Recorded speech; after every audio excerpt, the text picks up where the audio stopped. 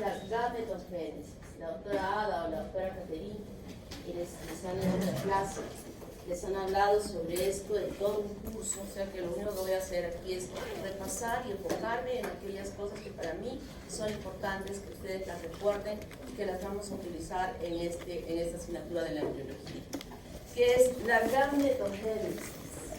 La gametogénesis es ese proceso de formación, de maduración de aquellas células que van a participar en el proceso de la fecundación. Es decir, cuya fusión van a dar lugar a la formación de un nuevo ser. Esa es la gametogénesis. Y está dividida en dos grupos, en dos fases, digamos, en dos formaciones totalmente diferentes. Una que es la espermatogénesis y otra que es la ovogénesis. Señorita, a ver, este niño de lentes que está aquí, ¿cuáles son las fases de la espermatogénesis?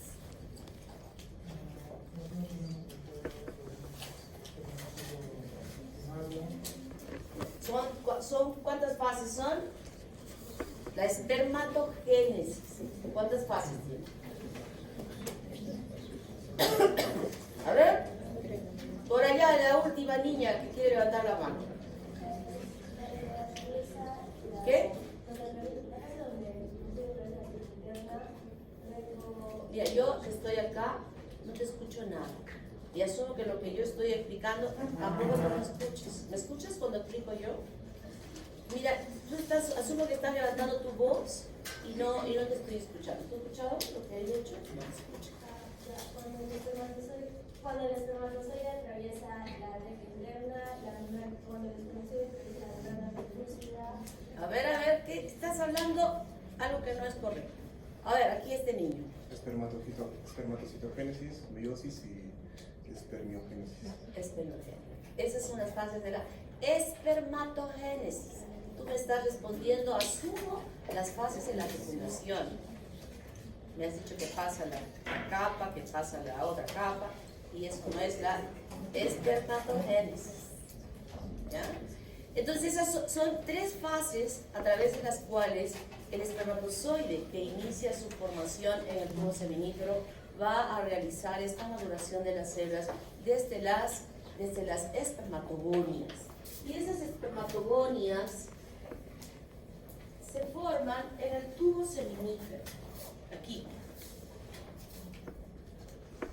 En el tubo seminífero, que ya lo habíamos visto el otro día a nivel del testículo, donde este tubo está conformado, como habíamos visto también, por una capa basal y por dentro de ella las células mioepiteliales, y por dentro de estas células mioepiteliales ya las células de Sertoli, que en conjunto todas ellas forman lo que habíamos denominado la barrera hematotesticular. Y sobre esta célula, o digamos, sí, claro, sobre, pero que como le da estos sacabocados que se ven aquí en esta célula de Sertoli, es que estas células empiezan a madurar desde la parte más periférica, donde se ubican las espermatogonias tipo A.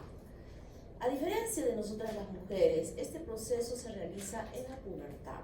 O sea que los varones que se han diferenciado en una sexualidad masculina y que va a conformarse todos estos conductos y estos tubos que ya los habíamos visto el otro día por esta diferenciación de la sexualidad en el varón, va a permitir la formación de estas células a este nivel de las espermatogonias alojadas dentro de estos tubos seminíferos. Y a lo largo del tiempo, hasta la pubertad, se mantienen exactamente igual como espermatogonias. Cuando sucede la pubertad, cuando ya se inicia la etapa de la pubertad, ya hay modificaciones hormonales en ese varón que van a tener la responsabilidad de influir sobre, o sus células blanco importantes van a ser justamente el testículo, que van a trabajar tanto sobre las células de Leydig como también sobre estos tubos que empiezan a diferenciarse perfectamente bien y específicamente a nivel del tubo seminífero para iniciar el proceso de la maduración. El ciclo de maduración del espermatozoide, desde que esta espermatogonia A en sucesivas divisiones van a dar lugar a espermatogonias tipo A.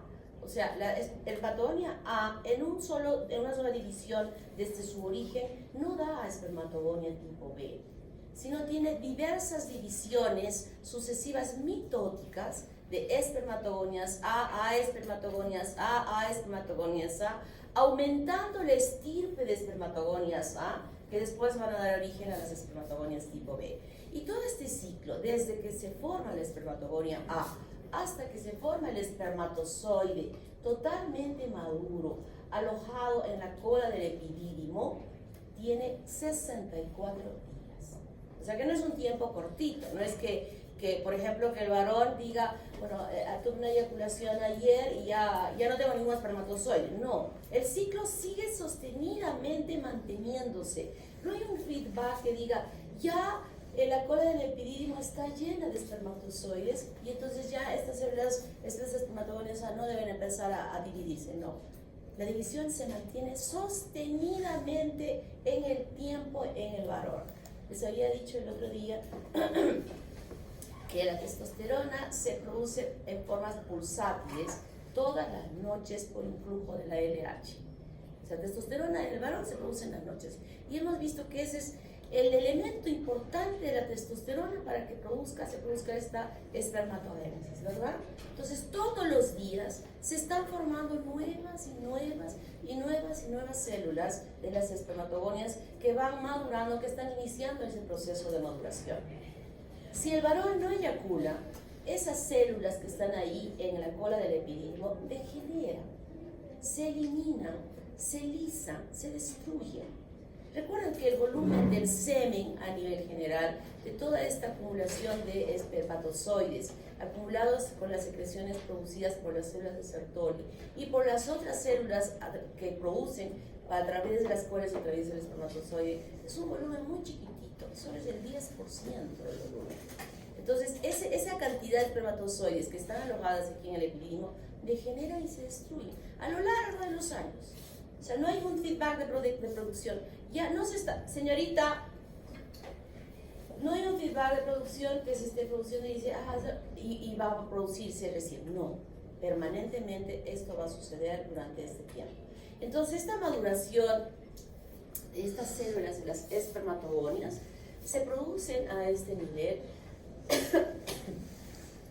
con repetidas, como digo, divisiones de espermatogonias A por divisiones mitóticas. Luego, estas espermatogonias tipo A van a empezar a formar las espermatogonias tipo B. ¿En qué célula culmina la primera fase de la espermatogénesis? Perdón, espermatocitogénesis.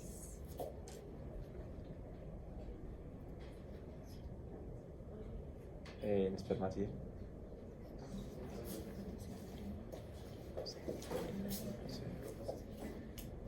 ¿En qué célula culmina la primera fase de la espermatogénesis?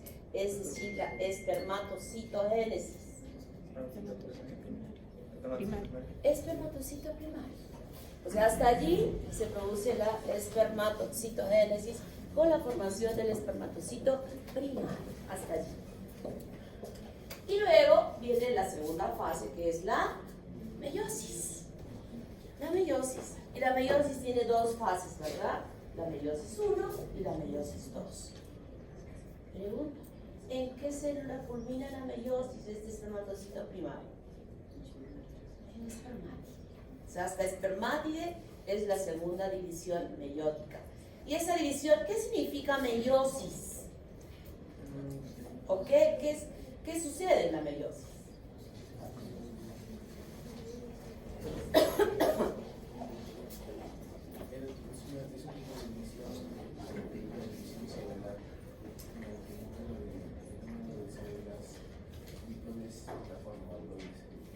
El número de cromosomas se divide a la mitad, ¿verdad? O sea, es una división reduccional. La primera meiosis, correctamente llamada meiosis, ¿verdad? Porque el espermatocito primario tiene 46 cromosomas y en la primera división de la meiosis 1, estos 46 cromosomas va a dar lugar a la formación de dos células hijas y cada una de ellas manteniendo 23 cromosomas. La segunda división meiótica es correctamente llamada meiosis. No, porque en realidad no da, o sea, de una célula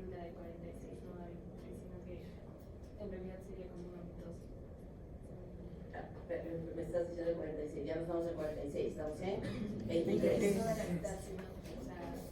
Claro, porque si fuese realmente una meiosis, esos 23 cromosomas se partirían a la mitad y serían 11.5 de 11 cromosomas por la mitad de cada célula hija, ¿verdad? Sin embargo, no es así. Es una división mitótica la que sucede en la segunda división meiótica de esta fase de la meiosis, porque cada célula hija va a mantener el mismo número de cromosomas que las cromátides iniciales que se habían llegado a formar, ¿verdad? Entonces, cromátides que estoy hablando, de estas células sexuales, de los cromosomas que están divididos en la mitad.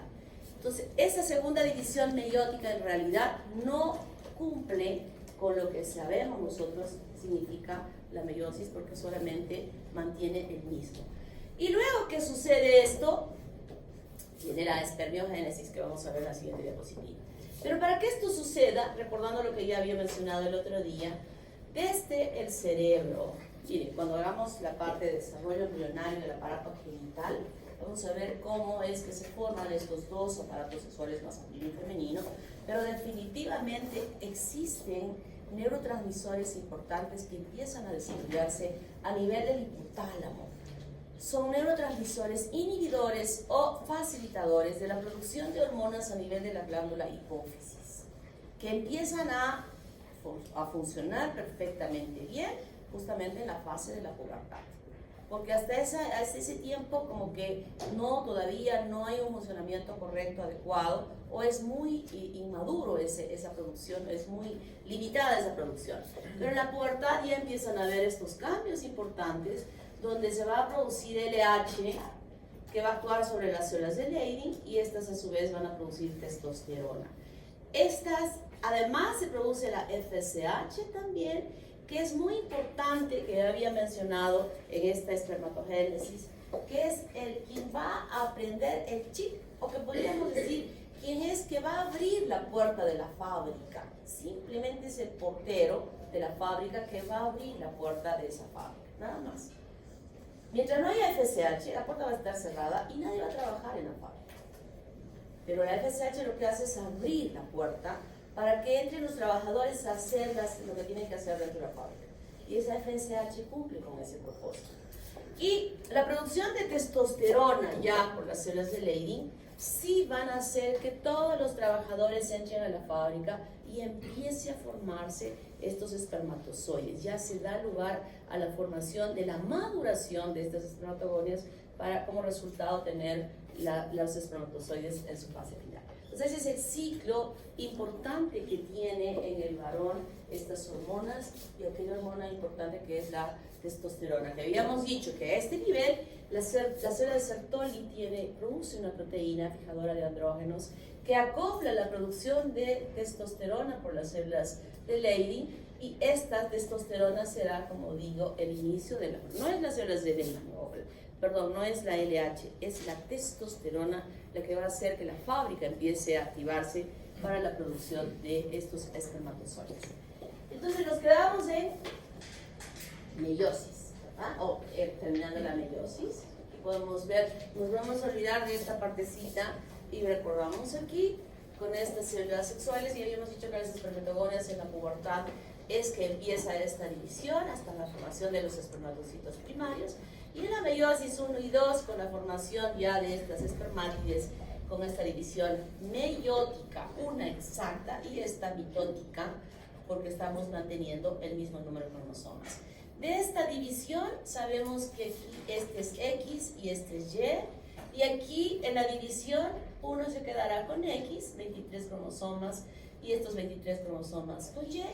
Y cuando se produzca la división, estos dos mantendrán X y estos dos Y, ¿no? ¿Recuerdan esto que han estudiado en biología celular? Y en estas divisiones celulares que se están dando, en la maduración y en las divisiones celulares, sucede un hecho bastante interesante. Las células no se individualizan. Y él les había explicado en la clase pasada que la célula de Sertoli, miren que es toda esta, esta es la célula de Sertoli. Si yo me regreso nuevamente a esta parte de aquí, aquí está la capa basal, aquí están las células mioepiteliales, Y aquí está esta célula de Sertoli, que aquí está pegadita con la otra célula de Sertoli. Y aquí está pegadita con la otra célula de Sertoli. Y es lo que formaba lo que he dicho, la barrera hematotesticular. Están pegaditas. Es un empedrado completo que recubre externamente a todo el tubo seminívoro. Y dentro de él, no dentro de la célula, sino que la célula le hace como unos espacios, se alojan estas células de las espermatogonias. Miren cómo se va dividiendo. Pero en esas divisiones no se individualizan las células, se siguen manteniendo como juntas con parte del citoplasma. Aún cuando ya se han formado las espermátides, aún cuando ya se han formado los espermatozoides, siguen agarraditos, siguen juntos. Y es en el momento de la espermiación, cuando estas células epiteliales se contraen, hacen que el tubo disminuya en su diámetro porque están siendo apretadas, y son recién en ese momento liberados los espermatozoides para poder salir hacia la luz del tubo seminífero y ser desplazados en estas circunstancias, no por el movimiento del espermatozoide. Aquí el espermatozoide está sin ninguna capacidad todavía de tener gran movilidad. Se moverá como un niño que está gateando con las cosas. Y el niño que está gateando necesita que lo carguen, que lo transporten en el carrito, ¿verdad? Y son los fluidos producidos por la célula de Sertoli que permitirán que estas células puedan desplazarse en la luz hacia los conductos siguientes. Y en ese transcurso van gateando y ya van parándose y van tomando, están adquiriendo la capacidad de moverse, pero es en el epidídimo donde sí van a hacer su preparación ideal para poder lograr tener la velocidad importante que seguramente en el curso de fisiología, me parece que en ella hacen ustedes la visión de un espermatograma o del movimiento de los espermatozoides en forma directa. Y entonces llegamos a la espermiogénesis, que es una fase muy importante. Aquella espermátide, que es una célula redonda que ustedes la están viendo o la han visto en sus láminas la semana pasada, que tiene una membrana nuclear muy buena, clarísima. No vemos nosotros a la espermátide, lo que ustedes están viendo no es la célula de la espermátide, ustedes están viendo el núcleo de la espermátide. Y el núcleo es un núcleo que se delimita perfectamente bien con la membrana nuclear y dentro se veía la cromatina un poco laxa. Si han tenido la suerte de tener una lámina en la cual se puede ver la evolución de la maduración de esta célula de la espermátide, hubiera sido bueno. En los grupos de láminas que yo he visto no me he percatado de eso, pero en algunas láminas se ve como esta célula que es redondita, el núcleo que es redondito, luego de pronto empieza ya a hacerse como una gota, así, antes de que ya forme específicamente el espermatozoide. Entonces, esa transformación de esta célula a convertirse en un espermatozoide se llama espermiogénesis. Y es la tercera fase de la formación de este espermatozoide. ¿Y qué sucede para que esto se dé a cabo? En primera instancia, esta es una célula eucariota con todos los organoides que tiene una célula eucariota. Tiene aparato de Golgi, tiene mitocondrias y tiene centriolos, que en este momento son aquellos organoides que nos interesan para poder explicar esa transformación. Ese aparato de Golgi, que ustedes han estudiado en biología celular, si recuerdan, tiene una unidad de membrana, ¿verdad? Tiene una unidad de membrana común a todas las unidades de membrana que existen en nuestras células, desde la membrana citoplasmática, la membrana nuclear, las membranas que forman este aparato de Golgi, las membranas del retículo endoplásmico rugoso, es una unidad de membrana, con algunas variaciones sí, pero es una unidad de membrana. Entonces, este aparato de Golgi, con esta unidad de membrana, se fusionan las membranas del aparato de Golgi y forman una gran vesícula. Una gran vesícula que se aloja en un extremo de este núcleo de la célula. Una vesícula, y dentro de esta vesícula se transforma o se forma un gránulo que se llama el gránulo acrosómico. O sea, está ahí como una bolsa que está hacia un lado del núcleo. Y en este proceso de transformación de esta vesícula, luego la vesícula como que va ajustándose más se va ajustando y se forma como un sombrerito de los esos enanitos que hay, de los pitufos, un sombrerito así, ¿no? Un sombrerito que ya como que se quiere acomodar sobre este núcleo, así, el sombrerito. Ese gránulo que está compacto y que se nota claramente como una estructura redonda ahí, señor, se dispersa en esa vesícula homogéneamente. Esa es la fase de Golgi que se está transformando y que ya se está organizando, pero esta vesícula no tiene la capacidad de envolver completamente al núcleo, sino se ubica desde la zona ecuatorial hacia la parte del extremo. Y se va acomodando mejor, en la fase acrosomal ya se forma perfectamente bien esta estructura que se aloja ya en un extremo de este núcleo, de esta célula. Miren, si ustedes recuerdan lo que estoy mencionando, este es el núcleo, ¿verdad? Núcleo. Y sobre él está esta vesícula. Y esta vesícula va a tener una membrana que está en contacto con el núcleo y una membrana externa.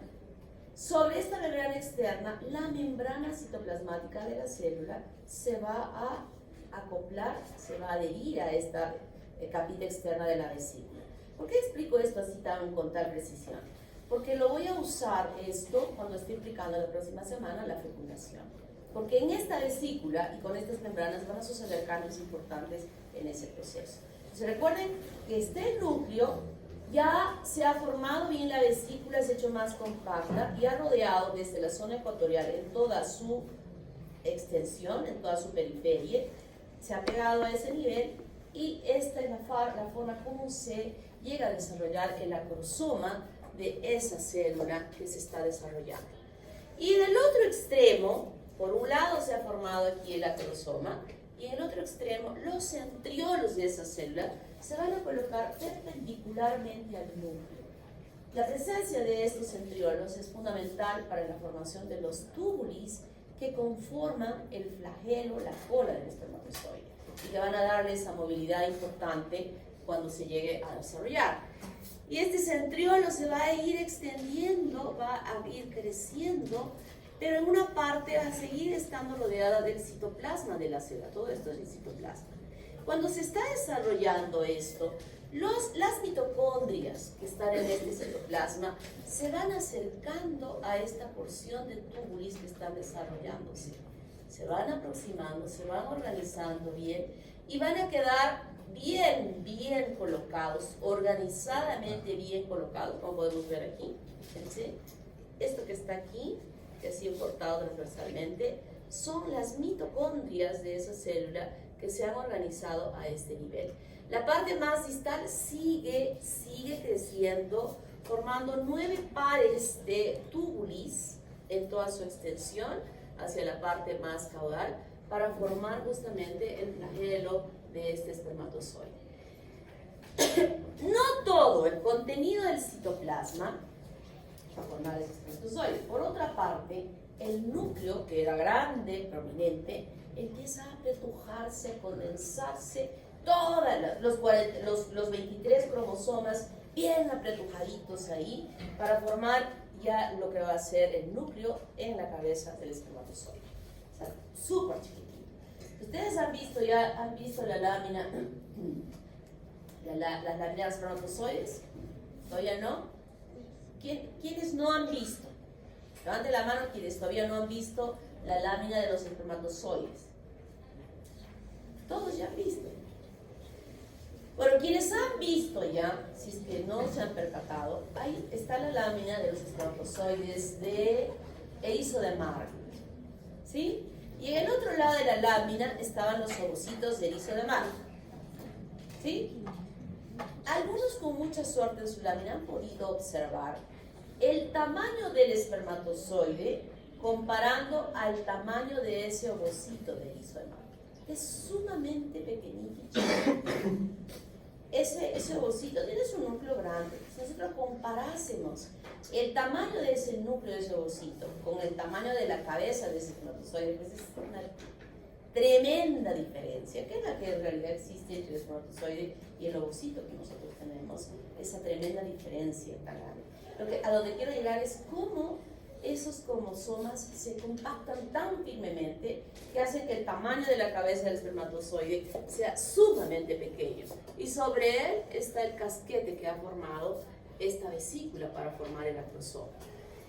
Y nosotros podemos ya haber visto el desarrollo de todo él con la cabeza del espermatozoide. Aquí es la parte del cuello, donde está firmemente fijado este centriolo en su inicio para la formación de estos túbulos.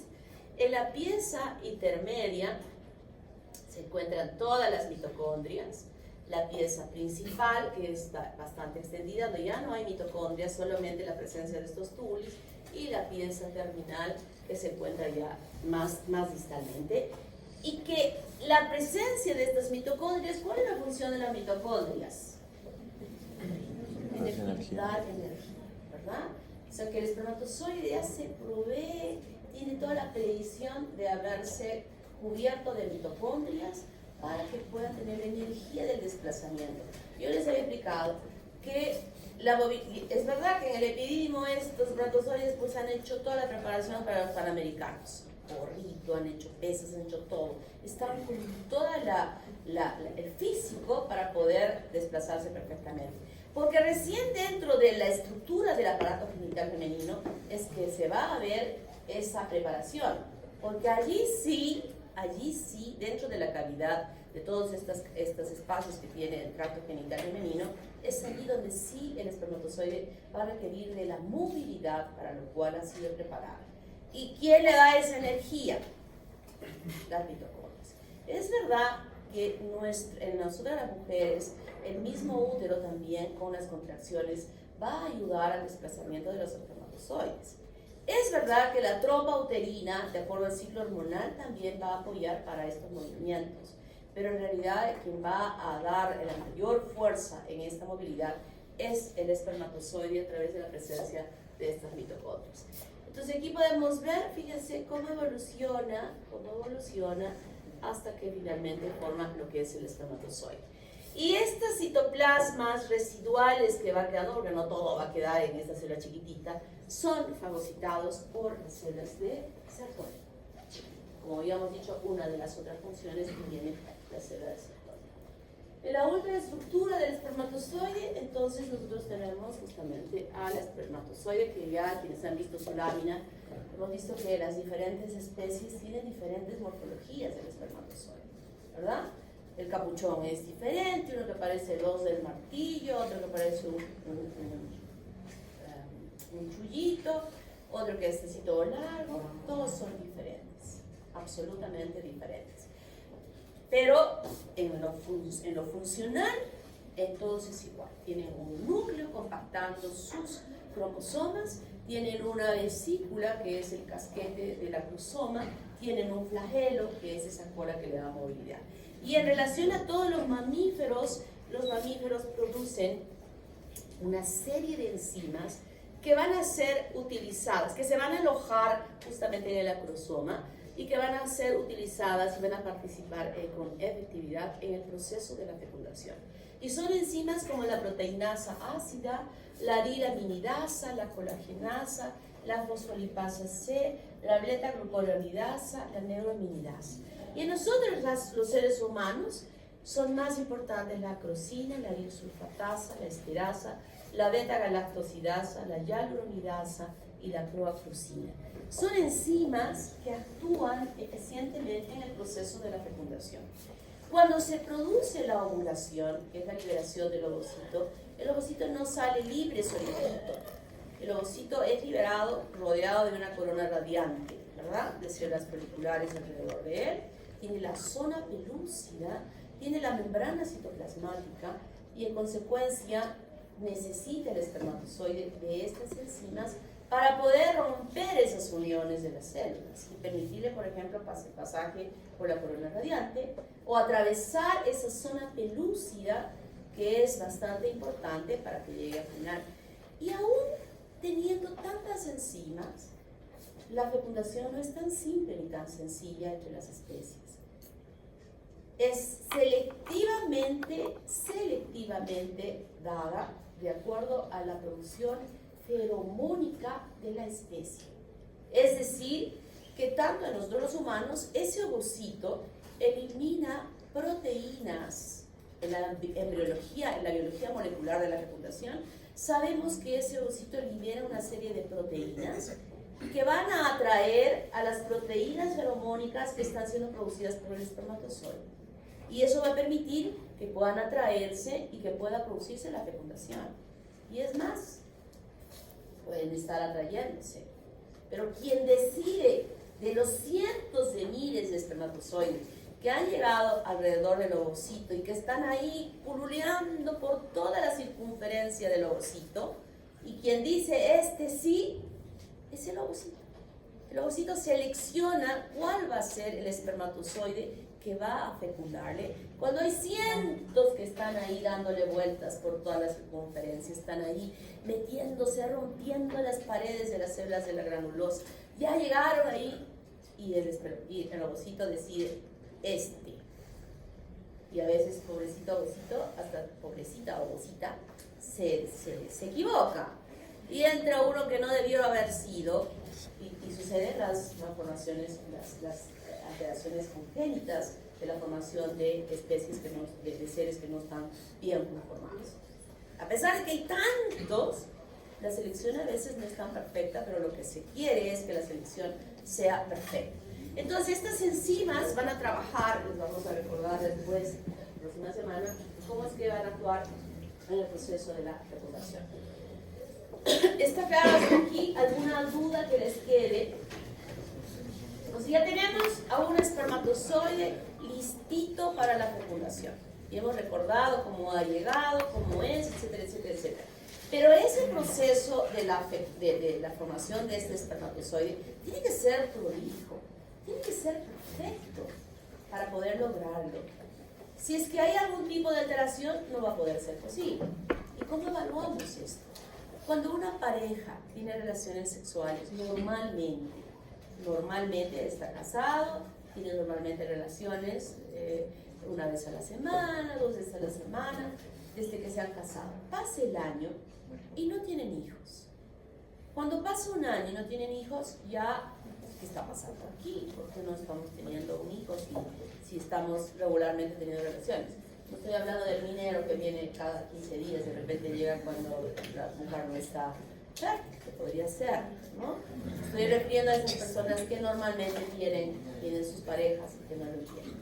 Y entonces surge, toda pareja que se casa pues quiere tener hijitos, ¿no? Consecuencia normal de la naturaleza y del matrimonio. ¿Qué matrimonio es ese que no tenga ninguno? Bueno, los hay algunas veces cuando se casa y no tienen hijos 2 años, 3 años, y es muy difícil que quieran tener hijos después, ¿eh? Lo ideal es mejor tenerlos al año, a los 2 años, porque se acostumbran a tener una convivencia sin los critters y entonces ya no quieren tener hijos. Pero eso es lo normal. De hecho, lo normal sí se quiere tener niños.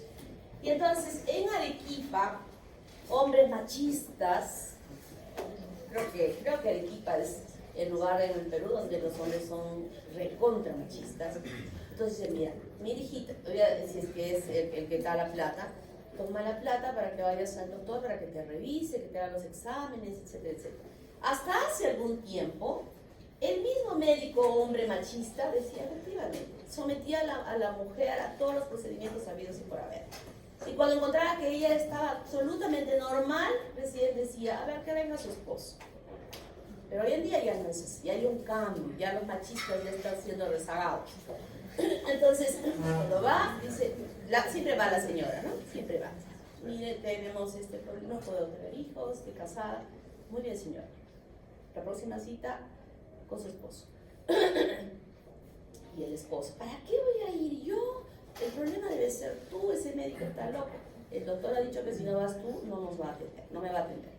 Entonces él va y empieza a preguntar una serie de preguntas que se hace de que si tuvo paperas, por ejemplo, ¿no? Y bien escondidito se le tenía el tipo que había tenido paperas. No lo dijo nunca.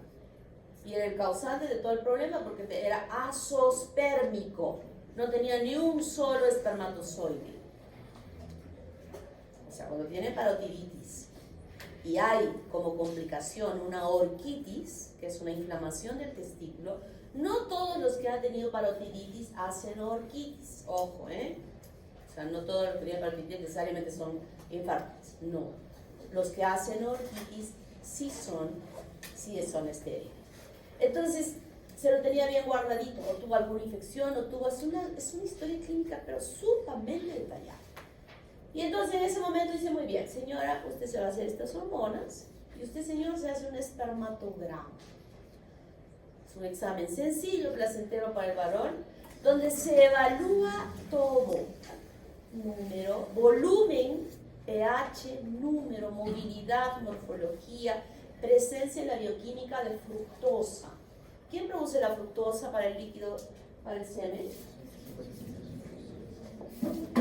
¿Quién? ¿Quién? A ver, ¿quién sabe fuerte? Mire, yo soy sorda. Ya me he hecho mi evaluación y estoy sorda. Así es que tengo un hijo que toca batería, imagínense, digo, por favor, toca cuando yo no esté. Pero él, cuando llego, va sordo. Así es que soy sorda. ¿Quién? La vesícula seminal. Tiene que haber una valoración, porque la deficiencia de esa fructosa puede hacer de que ese semen no sea bueno. Entonces es todo un examen, una serie de procedimientos que se hacen y que ustedes van a buscar, en su libro lo dice, pero ustedes van a buscar, pero eso les voy a preguntar en el examen, cómo es un espermatograma normal. ¿Cuáles son los valores para decir que ese caballero sí tiene la capacidad de poder fermentar? ¿Está claro? Pregunta de examen, Entonces, resulta ser que en esa primera evaluación quien tuvo el problema fue el varón. Y no la pobre señora que le tiene que hacer una serie de procedimientos para poder determinar si es ella la que tenga algún problema y que está dificultando que pueda fecundar. Entonces, la traducción de esto que hemos estudiado de la espermatogénesis se traduce para ser evaluada en el espermatograma. El seminario de esta fase, se los voy a mencionando, es técnicas de fertilización. Es ese seminario que lo van a desarrollar todos con sus grupos de práctica, con sus profesores de práctica. Y dentro de ello, además, ustedes van a averiguar cuáles son los lugares que aquí en Arequipa se hacen y cuál es el costo de cada procedimiento, que va a ser una información bastante importante que ustedes van ya a adquirir, porque como estudian medicina, siempre la gente que está en el entorno, oye, tú estudias medicina, dime, infórmame sobre esto, y están a la luna de muchas cosas. Pero ahora se van a informar de esto, que para muchas personas es importante. Y vamos a ver ahora cómo se forma la otra célula, que es el ovocito. Y es la gametogénesis del ovocito. Nos vamos a olvidar de este lado ahora y nos vamos a este lado. A diferencia del varón, que inicia la maduración de las espermatogonias en la pubertad, en nosotras las mujeres no sucede así. Desde el momento en que embrionariamente, por la genética, se sabe que va a ser varón o que va a ser mujer, hay un tiempo de indiferencia que no sabemos quién va a ser, sino solo genéticamente, pero la formación de los órganos no sabemos quién va a ser. En esta etapa no podemos determinar, pero cuando ya se llega a diferenciar quién va a ser, si va a ser varón o va a ser mujer, si esa gónada se va a diferenciar en una gónada masculina o una gónada femenina, entonces ya empieza a haber una maduración de esos folículos. Primero de esta gónada a formación de los folículos. La gónada, así como estructura, se forma tiene un origen diferente a la formación de las células de los ovocitos.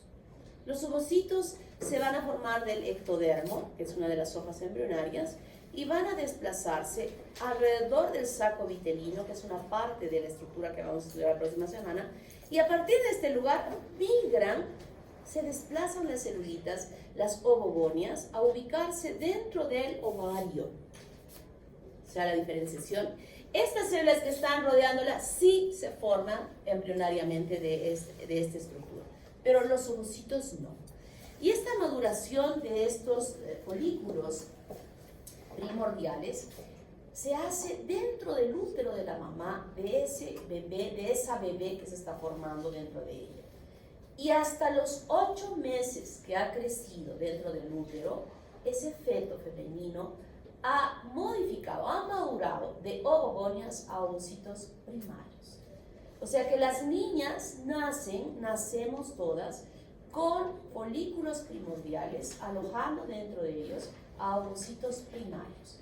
Y ni siquiera son ovocitos primarios en la fase de interfase.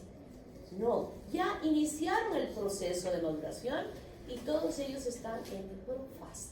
O sea, nacemos con ovocitos, ovocitos primarios, ya habiendo iniciado el proceso de la maduración. Y ese es un riesgo, porque al nacer nosotras así, con estos folículos, definitivamente esta célula que ya está en proceso de maduración es muy sensible a poder ser afectada por el medio, por el entorno, por el ambiente. Nosotros cuando nacemos estamos expuestos a tantas cosas, no sabemos ni qué comemos, supuestamente estamos comiendo saludable, pero hoy hay tantos pesticidas que se utilizan para las plantas, la carne no sabemos cómo está, estamos expuestos a sustancias químicas a lo largo de toda nuestra vida, y esos son elementos que pueden alterar la integridad de esta célula que ya está en proceso de maduración. Por eso es que hay un riesgo bastante grande de las mujeres que tienen hijos a partir de los 35 años para arriba, el riesgo de que puedan tener hijos con tipos de malformaciones por alteraciones en el genoma de esas células. ¿Y qué edad es la ideal? 22 a 28 años. Esa es la edad ideal para que las mujeres puedan gestar. A partir de los 28 años para arriba les llamamos madres añosas. Yo sé que todas ustedes niñas van a ser madres añosas cuando decidan tener sus hijos. Definitivamente, pero no creo que alguien se quiera casar antes de hacer la residencia, ¿verdad? No, es nuestro sí. Va a ser de esa manera. Entonces es un riesgo de que está de esta forma. ¿Y cómo es esto? Cuando nacemos con muchos millones de folículos primordiales. Desde que nacemos hasta la pubertad, hasta el inicio de la pubertad, donde va a empezar ya la continuación de esta maduración que inicia en la pubertad por los influjos hormonales, van a degenerarse muchísimos folículos, muchísimos, hasta que inicia la pubertad, y la pubertad la iniciamos con 400.000 folículos de los millones con los que se había nacido. En su libro dice 40.000, es un error, no son 40.000, son 400.000 folículos.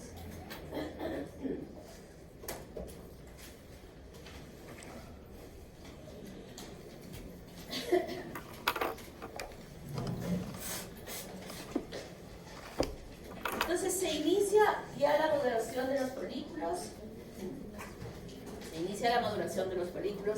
y en esa maduración habíamos visto que son muchos los folículos que empiezan a madurar. ¿Cuántos llegan a madurar completamente como folículos? Al final, en estos años, desde los 10 hasta los 50, calculamos como 400, ¿verdad? Folículos. Entonces el resto tiene que madurar simultáneamente, y había que iban a quedar como folículos secrésicos. Uno comandaba el crecimiento mayor con la producción de una hormona inhibidora del crecimiento de los demás, y ese folículo empezaba ya a continuar. Bueno, en realidad todos continuaban con la maduración de los folículos, pero ese es que al final de esa maduración, antes que se produzca la ovulación, se dividía en su primera división meiótica. Una división meiótica que daba lugar a un ovocito secundario bueno y un ovocito que no era bueno. El citoplasma de esta célula, en el ovocito bueno, jalaba todos los organoides de la célula y le daba a la otra célula, o le da a la otra célula solo el núcleo y un poquitito de citoplasma. Y estos componentes que tiene el núcleo, la célula, ¿qué debo poner? ¿Más tarde? Que tiene la célula, son muy importantes para la fecundación. Cuando se produce la fecundación, el espermatozoide solo le da a esa célula, solo su núcleo. Venía lleno de mitocondrias ahí, bien armado. ni una mitocondria, fuera con mitocondria. Venía con su cola, fuera cola, nada. Solo el núcleo de ese espermatozoide sirve para la fecundación. Entonces este ovocito tiene que estar con todos sus elementos para que cuando ha ingresado el núcleo del espermatozoide y lo que estaba así apiñado empieza a separarse, a inflarse como una esponja el núcleo del espermatozoide, hasta que el cromosoma que es tiradito se aparee con el cromosoma del ovocito que está todo perfecto, para que se aparee. Entonces, cuando esto sucede, quien va a aportar para la primera división mitótica, después de que ya se han formado los 46 cromosomas, es ese ovocito. ¿Cómo se van a dividir en 2 células cuando no tiene lo suficiente? Entonces, esa cantidad de organoides va a permitir que ese ovocito, al dividirse ya como huevo, pueda aportar a las 2 células hijas perfectamente bien. Y entonces, se produce la ovulación, el ovocito queda rodeado de su zona pelúcida y de la corona radiante, y ahí llegan los millones, los miles y miles de espermatozoides alrededor. Ya dije, es el ovocito que selectivamente va a permitir. Y cuando ha permitido, este es el que me gusta, dice el ovocito, que le permito que era.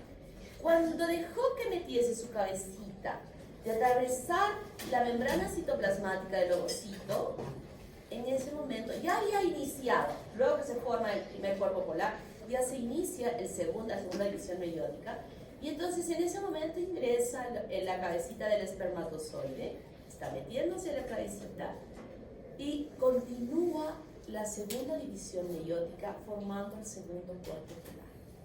Es solo si hay fecundación se va a completar la segunda división meiótica en esa fase de la meiosis.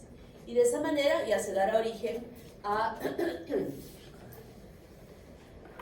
la fecundación cuando se ha producido esta, o simplemente degenerará sin haber concluido la segunda división meiótica si es que ese ovocito no ha sido fecundado. ¿Está claro? Entonces ya tenemos a nuestras células perfectamente bien formadas, tanto el ovocito como el espermatozoide en esa formación. Y esta fase de la meiosis que ustedes han tenido todo un curso para estudiar cómo se formaba, cómo se empaquetaba y cómo finalmente en el caso del varón daba lugar a 2 gametos que llevan el sexo masculino y 2 que llevan el sexo femenino. En el caso de nuestro femenino, este es una célula perfecta, un cuerpo polar, una célula perfecta y un cuerpo polar, ¿verdad? En las divisiones donde definitivamente no nos van a servir como células. Y como resultado de esta división celular, una de las células, sobre todo en el varón, no tanto en la mujer, porque ya sabemos que son solamente 40 células, 400 células que vamos a tener a lo largo de todo el tiempo, que se dividen. Pero en otro tipo de tejidos, como por ejemplo el tejido epitelial de la piel, como por ejemplo el tracto digestivo, o como en el caso de los varones, la formación de los espermatozoides, las divisiones son tantas divisiones, y no todas las divisiones son perfectas. Puede haber problemas, faltas de disyunción correcta, que van a producir células que no tengan nada, que se ha llevado la otra célula completamente, y que estas no tengan nada. Esto es lo normal hasta aquí, y de aquí una falta de disyunción, todo esto se vino para aquí, o simplemente que la otra se lleve las demás. Entonces cuando nacen hablamos de las trisomías, por ejemplo, o también que le falte un cromosoma, ¿verdad? Y eso genéticamente está dispuesto así, pero se traduce en malformaciones. Malformaciones que pueden permitir el nacimiento de ese producto con manifestaciones anormales, con diversos grados, por ejemplo, en los chicos que tienen trisomía, el síndrome de Down, hay grados. Hay chicos que llegan incluso a estudiar medicina, no creo, pero estudian en la universidad, trabajan, etcétera, etcétera. O habrá alguno con síndrome de Down que esté en medicina. Entonces hay diferentes grados. Hay chicos con síndrome de Down que definitivamente son, por más estimulación que les hagan, nada. Pero otros que sí, estimulándolos, pueden desarrollarse. Pero hay otros que simplemente no nacen. Y les digo que el 50% de fecundaciones que se dan en las mujeres a nivel general, ni siquiera la mujer sabe que ha estado embarazada. Y esa gestación, esa fecundación ha sido eliminada. La naturaleza es tan sabia de ir eliminando lo que no es correcto. Y ustedes han visto que eso se ve incluso entre los animales. Cuando el producto de un animal no está bien, la madre se lo come, lo mata, lo destruye. Eso no sucede obviamente con nosotros los humanos, pero dentro de nosotros sí sucede eso. O sea, el 50% que no esté bien, que no haya sido una buena fecundación o que los genes estén mal, ni siquiera ella sabe porque sucedió la fecundación y a la semana que ya está mal, se elimina como un aborto. Y a la mujer le viene su ciclo menstrual normal, ni enterada está de que estuvo embarazada de un producto anormal. 50%. Y el otro 50% nacen normales y aún de ese 50% se escapan algunos que no nacen bien, que vamos a explicar o vamos a estudiar perfectamente bien a lo largo, qué malformaciones se van a ir produciendo por esta irregularidad en la genética que haya podido, o a veces genéticamente están bien y son los factores ambientales que han influido en que se produzcan las malformaciones congénitas. Y entonces tenemos un aparato reproductor que tiene que estar perfecto, bien, totalmente saludable. Y cuando hablaba de infertilidad y a la mujer se le hace la evaluación, bueno, ya el espermatograma ha estado perfecto. El caballero es competente para poder fecundar, ¿no? Todo está bien. Entonces ya cuando sabemos que ese valor está bien, se empieza a evaluar a la mujer. Y en esta evaluación se tiene que evaluar la anatomía de la mujer. Se le hacen ecografías, se le hacen radiografías con contraste, se coloca sustancia de contraste aquí que dibuja perfectamente bien la luz de las trompas uterinas. De repente por ahí hay alguna obstrucción, si hay algún antecedente de una infección de transmisión sexual que haya podido tener, o simplemente que haya tenido una EPI, que la EPI es una enfermedad pélvica inflamatoria, por alguna otra causa, que también el resultado de él puede provocar adherencias en este nivel. Entonces se le insufla a través del cuello, se insufla aire para poder separar las adherencias. Y esos son procedimientos sumamente dolorosos, tremendamente dolorosos. Se evalúa la presencia de las hormonas. ¿Cuánto de estrógenos, cuánto de progesteronas, cuánto de FSH, cuánto de LH tiene la mujer que esté haciendo que normalmente todo su ciclo hormonal y biológico esté bien? Y todo está más o menos bien. Y dentro de las preguntas, por ejemplo, va, ¿qué métodos anticonceptivos ha usado? Y la niña, bueno, ya no la niña, la señora responde y dice, bueno, ¿cuándo empezó sus relaciones sexuales? A los 16. ¿Y alguna vez ha tenido aborto? No. ¿Y qué método anticonceptivo ha usado? Bueno, mi amiga me dijo que podía usar unos anovulatorios. Y desde los 17 años yo tomo anovulatorios. ¿Y qué son los anovulatorios? Son hormonas que evitan que haya ovulación. Y se ha casado a los 25, ante una etapa sin críteres hasta los 28. A los 28 quieren tener hijitos y no pueden tener hijitos. Durante los 3 años que ya han estado casados, igual a seguir tomando sus pastillas. Y a los 28 años, después de casi 10 o 11 o 12 años de haber tomado estas pastillas, este ovario fue. Se le pide sustancias antimullerianas que sirven para poder evaluar la cohorte de óvulos que tiene ese ovario. ¿Qué significa la cohorte de ovarios?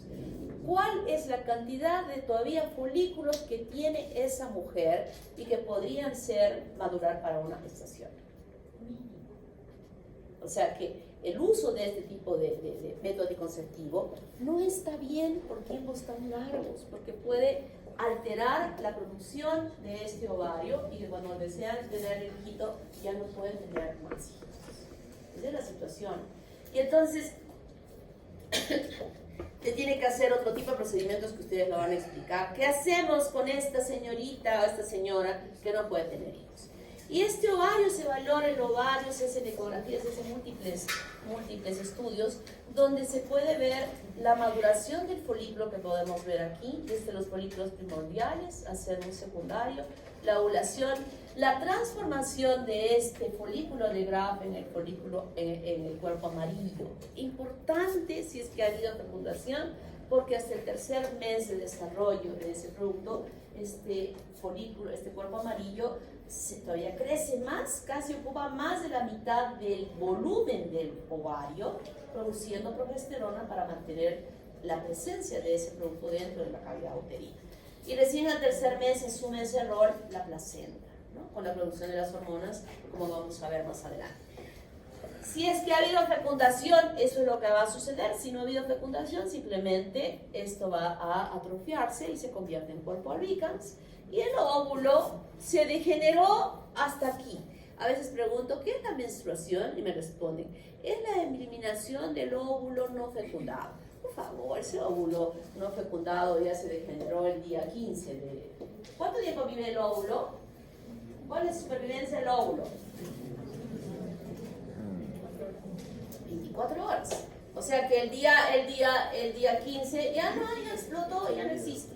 Eso no es la menstruación. Ya se fue, ese ovocito ya se eliminó, ¿no? Pero si es que ha habido fecundación, sí, todo el proceso es diferente. Las hormonas van a actuar a nivel de la trompa uterina, modificando esas células indiferenciadas a ser secretoras o a ser ciliadas, y no solamente en la presencia de ellos, sino en la motilidad de esta trompa. Antes de la ovulación, peristaltismo que va en esta dirección, que va a facilitar aún el desplazamiento del espermatozoide en la luz. Después de la ovulación, peristaltismo en este sentido, y cambian las células a ser más ciliadas aquí y en la segunda fase más secretoras, porque esa secreción va a ser muy importante para ayudar a nutrir al huevo que se ha formado aquí y que va a ser desplazado hacia este lado. Y el peristaltismo, que era en la primera fase en este sentido, después de que se produce la fecundación, va a ser en este otro sentido. La fecundación. Y cuando se produce la fecundación, ya hay la producción por estas dos celulitas que se han juntado y que han formado una sola célula, ya empiezan a liberarse una serie de hormonas que son indicadores de que ha habido fecundación y que el organismo tiene que responder de una manera diferente a ella, y por eso hay estos cambios que permitan que ese huevo que se ha formado aquí pueda ser desplazado hacia la cavidad uterina para poder implantarse. Y este movimiento, si seguiría así para este sentido, este huevo que se ha formado no podría avanzar hacia este lado, ¿verdad? Se quedaría de repente como un embarazo ectópico o simplemente expulsado hacia la cavidad abdominal, con riesgo, obviamente, de que no suceda, aunque podría suceder una fecundación dentro de la cavidad abdominal. ¿Es posible? ¿Podría ser posible? Sí, es posible. Excepcionalmente hay reportes de situaciones como esta. Y ese reporte de situaciones como esta da lugar a esa película de Schwarzenegger, que no recuerdo bien el nombre, cuando Schwarzenegger se embaraza. ¿Vieron esa película? ¿Cómo se llamaba la película? Que no están tirados los cabellos, ¿eh? Se los digo. No están tirados los cabellos. Es posible. ¿Por qué es posible? Me voy a lo otro lado. Mujeres que han terminado de menstruar, que ya no menstruan, 50 años. En el laboratorio yo recepcioné a una señora que justo estaba yo a la hora que venía al laboratorio a sacarle sangre, le saqué sangre, y, claro, primero leí que era, y decía gonatrofina coriónica. Al ladito había un centro de fertilización. Yo miraba a la señora, parecía de 60 y pico. Y entonces cuando ya se fue, ya le tomé la muestra, salgo y la obstetriz, que es la que atiende, le digo, oye, ¿cómo se les ocurre fecundar a una señora de esta edad? No, doctora, tiene 50 años. Por favor, te trae un DNI falso. Esta señora no puede ser. Entonces le empecé a preguntar, a ver, cuéntame el caso de esta señora. Esta señora había sido viuda o divorciada, no me acuerdo qué, pero había conocido a un caballero mucho más joven que ella y que quería tener un hijo con ella. La señora ya había dejado de menstruar. Ella sí tuvo hijos con su pareja anterior, que ya eran mayores. Y entonces, estaba ya ella embarazada. Ella estaba positivamente. Entonces me empezó a explicar. La señora ya no menstruaba, ya no tenía folículos. Y lo que se hizo es folículo de un donante, de una donante, que se pareciera a ella y a su pareja, con el espermatozoide de su pareja, in vitro. Y entonces, pero la señora ya no tenía hormonas, nada, ya no producía. Se prepara ese útero adicionando hormonas, inyectándole hormonas todos los días para preparar ese endometrio. Preparación del endometrio.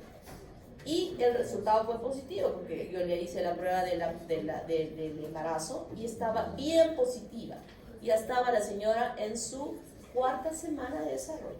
Y se va controlando, a ver cómo van las hormonas. Y sigue adicionándole y se sigue adicionando hasta el 3er mes, que ya se conoce cuál es la cantidad exacta que requiere ese producto para poder estar dentro de ese útero. O sea, primero se preparó ese útero para que empiece a proliferar el endometrio, para que se haga secretor, etcétera, etcétera, etcétera, hormonalmente de adición externa.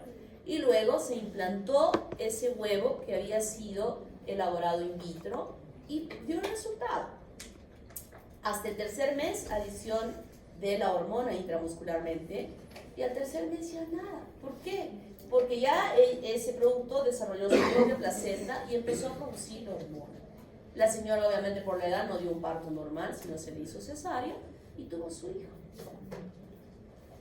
Y el endometrio, que tiene características especiales, esa capa del mesotelio de la cavidad abdominal es una membrana muy delgadita, ¿verdad? Y hay vasos sanguíneos y hay todo eso que puede implantarse allí y puede desarrollar. La literatura la refiere, pero no es algo que habitualmente se produzca, ¿no? Sino que podría darse. Así es que no está tirada de los pelos esa película, ¿eh? Pero claro, que ni siquiera vean los señores que quieren tener hijos, las parejas de chicos que quieren tener hijos, sino van a querer hacerlo también. Entonces, esta preparación tiene que ser óptima para que pueda ligarse perfectamente al ese ovario que habíamos visto ya con todas las características importantes y que simultáneamente maduran muchísimos folículos. Y tiene que ser así. Y tiene que ser así porque este folículo de Graf, en su producción de estrógenos en la primera fase del ciclo menstrual, ¿quién produce los estrógenos? ¿Dónde aquí se produce? En las células de la granulosa. Mediante, ¿cuál es el sustrato para la elaboración del estrógeno? El colesterol. ¿Cuál es la enzima que produce estrógenos? Aromatasa. Muy bien. Entonces, esta hormona que se produce aquí difunde hacia la parte exterior, pero aquí no hay vasos sanguíneos ni nada por el estilo, pero sí en la teca interna hay una red vascular importante a donde difunde el estrógeno producido por estas células de la granulosa. Pero la hormona producida por esta célula de la granulosa del folículo de Graf es absolutamente insuficiente para los requerimientos de todo ese cuerpo, muy poquito. Por eso es que es tan importante que simultáneamente muchos folículos maduren para que se haga un volumen, una concentración de hormona que sí va a tener la responsabilidad de poder cumplir su rol en todas las células del organismo. Primero la parte sexual, el aparato sexual, obviamente. Pero la hormona del estrógeno no solo actúa dando vitalidad a esta célula, sino al resto de todas las células del organismo de la mujer. Las mujeres tienen mayor riesgo de hacer infarto de miocardio después de la menopausia. Así como la piel envejece en las mujeres conforme vamos aumentando la edad, exactamente igual envejecen el resto de tejidos a nivel de nuestro cuerpo, restándole funcionalidad, produciendo atrofia muscular, alteración de las articulaciones, etcétera, etcétera, etcétera, que se traducen en todas las patologías que normalmente o anormalmente, normalmente entre lo comportamiento usual, pero que sufren las mujeres después de la menopausia, ¿no? Entonces, esa concentración hormonal importante es aportada por todos los folículos que empezaron en la maduración y que solo uno va a ovular, pero estos folículos después de su producción se van a convertir en folículos atrésicos, ¿verdad? Y solo aquel formará lo que va a ser el de la ovulación.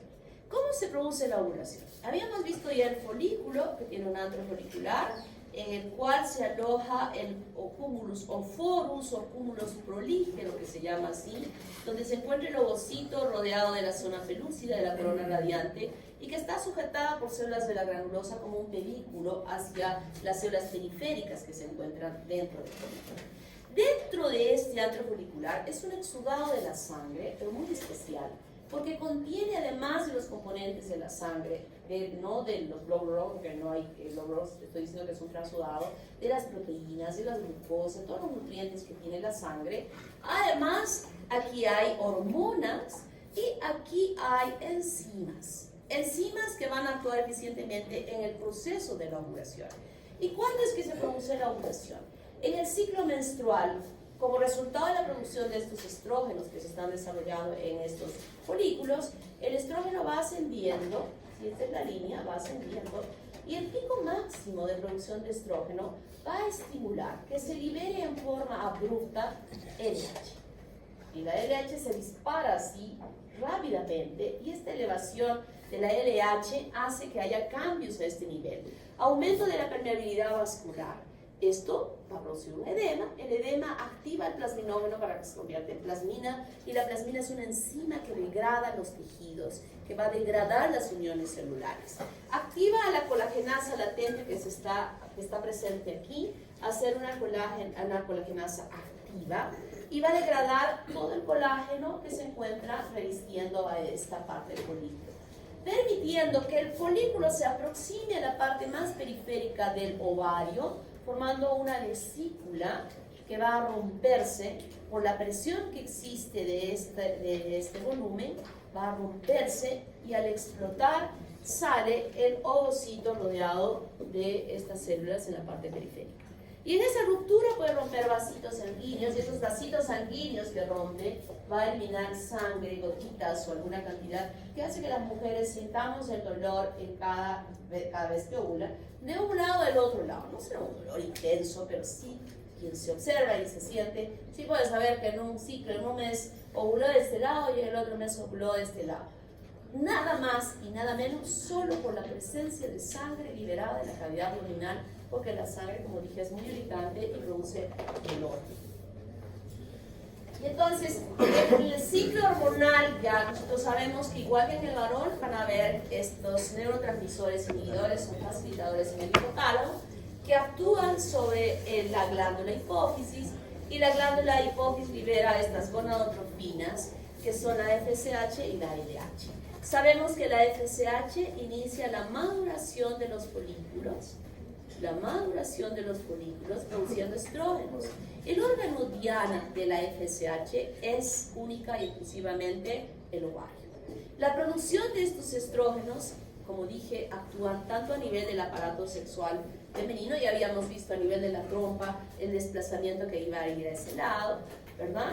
La formación, la diferenciación en células, de esas células indiferenciadas, en células ciliadas en esta primera fase, y luego cambios a nivel del epitelio vaginal. Igualmente van a haber cambios a ese nivel, que hay un ensanchamiento en el espesor de este epitelio en esta fase, como que tuviera concordancia con el crecimiento de este epitelio del endometrio en su capa funcional, que se produjo después de que se había producido la menstruación. ¿Por qué se produce la menstruación? Porque ese ovocito no ha sido fecundado. No hay la información de que haya sido fecundado, no hay producción de las hormonas gonadotróficas que no son detectadas por la glándula hipófisis, y en ese momento la LH cae, la FSH cae, y en consecuencia caen los estrógenos y cae la progesterona. O sea, hay un descenso de estas 4 hormonas, y ese descenso lo que va a hacer es, a nivel del endometrio, provocar espasmos de las arterias que irrigan esta capa funcional, ramas de la arteria uterina. Espasmos momentáneos al inicio y espasmos sostenidos después, que lo que van a provocar es una necrosis de esa capa funcional. Y la necrosis va a ser traducida por la eliminación de ese tejido, que se traduce en la menstruación.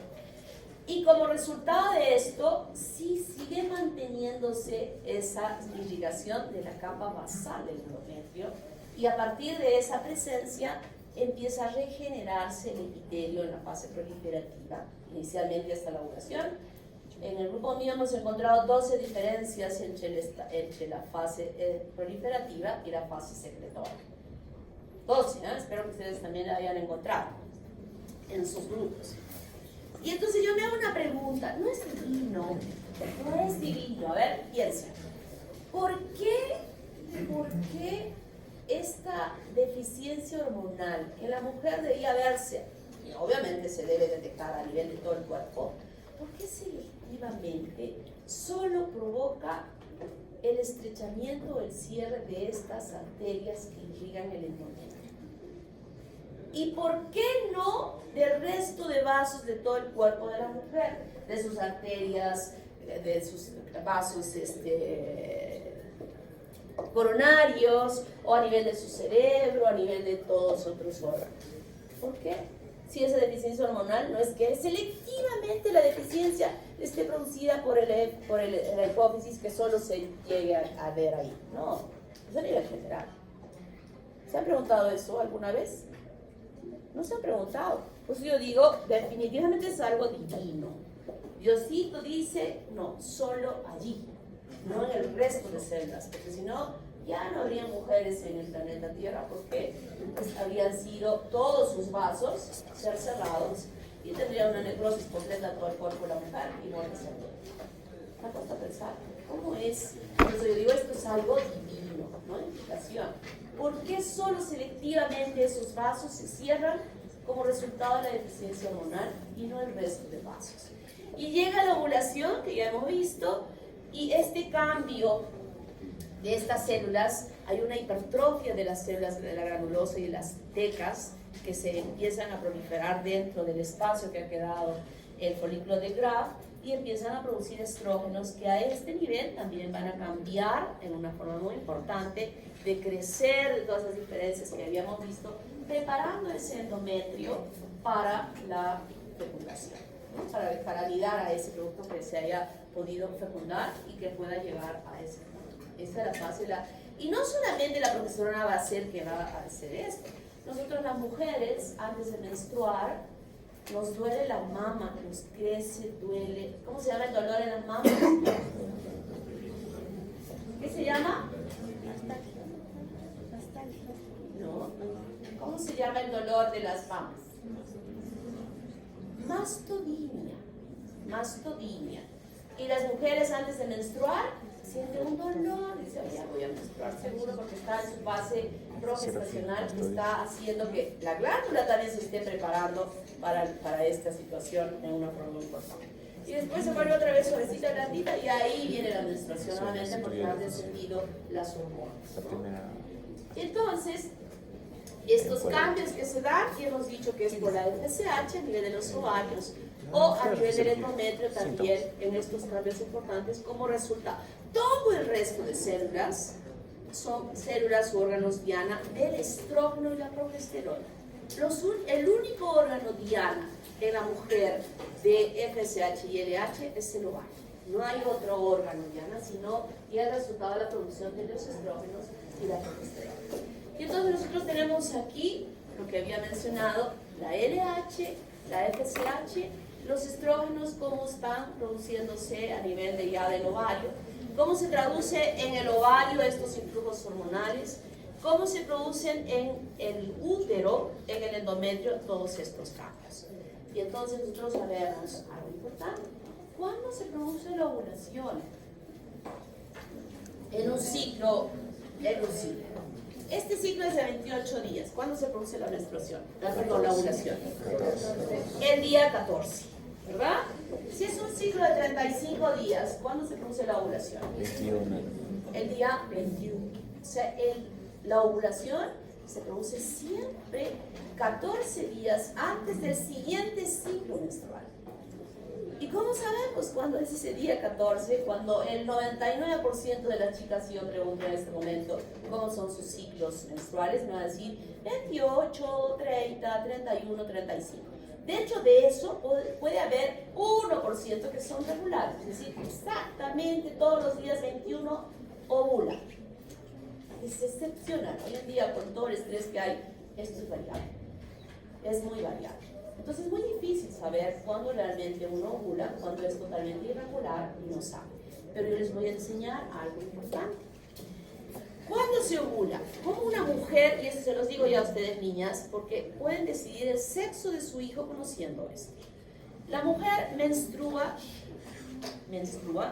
y viene una fase después que hay que usar todavía unas panty liners, que son unas toallitas chiquitas, porque hay un poquito más de secreción, después ya las notamos porque la truza está limpiecita. Siempre las mujeres eliminamos algo de secreción normalmente. Pero de pronto, ahí ya acercándonos al día 14, desde el día 11, hay un incremento de la secreción. Hay un incremento, o sea, como que estamos humedeciendo un poquito más. Por eso es importante observarse y apuntar desde ahora un librito hasta que tomen la decisión del sexo de sus hijos. Pueden ir anotando. Y de pronto hay un día que hay una humedad increíble. O sea, nosotros cuando menstruamos sentimos ese descenso, lo sentimos, lo percibimos. Y entonces sentimos eso y nos vamos volando al baño. Pero ¿por qué otra vez la regla? Si hace una semana y media que he estado menstruando, no puede ser. Y va corriendo al baño y para observar. Y no es sangrado. Es una secreción blanca, transparente como la clara del huevo que ha humedecido bastante la truza. Ese día es el día que se ha elevado la LH. El día que se ha elevado la LH. Es un solo día que es así, elevadísimo, muchísima secreción. Al día siguiente baja ese flujo y ese es el día que se produce la ovulación. Y entonces el espermatozoide que lleva el sexo masculino es veloz, pero es bien débil, como todos los hombres, ¿no? Y el espermatozoide que lleva el sexo femenino es lento, no somos lentas, lento y muy fuerte, bastante fuerte. Mi pregunta va, si yo quiero tener un hijo varón, ¿qué día de este ciclo de 28 días yo debiera tener las relaciones sexuales? El día 15, un día después de la ovulación. ¿Cuánto tiempo vive el óvulo? 24 horas, ¿verdad? Entonces es el día de la ovulación para tener un hijo varón, porque mientras que los lentejas que llevan el sexo femenino están corriendo así, el otro pues ya es un, ¿cómo se llama este corredor? Un bol que ya se pasó a toditito los lentejas y llegó. Y si quiero tener una hija mujer, ¿cuándo debo tener relaciones sexuales? 10. Aquí, ¿dónde? Antes. ¿Aquí? Antes. ¿Aquí? Un poco más. Antes de la ovulación. ¿Cuánto tiempo vive el espermatozoide? 72 horas. Entonces, yo tengo, justo cuando tuve la humedad así abundante, tengo la relación sexual, entonces los espermatozoides que llevan el sexo masculino habrán corrido, todos los bols se fueron y se cayeron en balde, se dieron su portazo ahí porque no había óvulo en la trompa y se salieron así corriendo por el oviducto de la trompa y se cayeron a la cavidad abdominal, toditos, block. Cabe los otros están lentamente viniendo, se produjo la ovulación y van a encontrar un óvulo al cual van a poder fecundar. Bien, los métodos anticonceptivos, lo voy a decir, no quiero que nadie frustre su carrera de medicina y que todos concluyan bien, todos felices, papás, mamás, habiéndolos apoyado a culminar su carrera satisfactoriamente. Los métodos anticonceptivos son agrupados en dos, los invasivos y los no invasivos. Los invasivos solo pueden ser utilizados por mujeres que han tenido hijos. Las que no han tenido hijos no pueden utilizar este método. Y son la ligadura de trompas, la fibrectomía, los dispositivos intrauterinos y las hormonas. Esos son los invasivos. No es recomendable que se tenga esto. Los no invasivos son los preservativos que tienen, ojo, menos del 60% de seguridad. Ojo, no es 100%, 60%, estoy exagerando, 50% de seguridad de que no van a tener hijos usando preservativos. El método del Billy, esto de estirar, es muy difícil ese método porque si yo hago así se rompió, si yo lo hago delicadito de repente no se rompe, la temperatura basal, los preservativos, el diafragma, los espermicidas. Ojo, la pastilla del día siguiente solo debe usarse 2 veces al año. Si se utiliza cada fin de semana que voy a salir, estoy dañando mi cuerpo. Ojo, ¿eh? Eso dice, sí, se debe vender, pero no se dice por qué no se debe vender con tanta frecuencia. Las chicas no están informadas y es un riesgo para su salud. Y entonces, con esto ustedes pueden utilizar esto, conociéndose bien. Humedad, ya no, nada. Abstinencia, bueno, el primer método anticonceptivo ya la abstinencia, ¿verdad? Todos los hijos. Los 800 años antes de que realmente quieran tener sus hijos. ¿Qué cosa? Y las chicas son las que se ríen, qué horror. Y entonces, miren aquí, miren. No nada aquí, por aquí preservativos, abstinencia, sé cuándo he ovulado. Nada después, siquiera unos 5 días, un par de preservativos y normalmente el resto.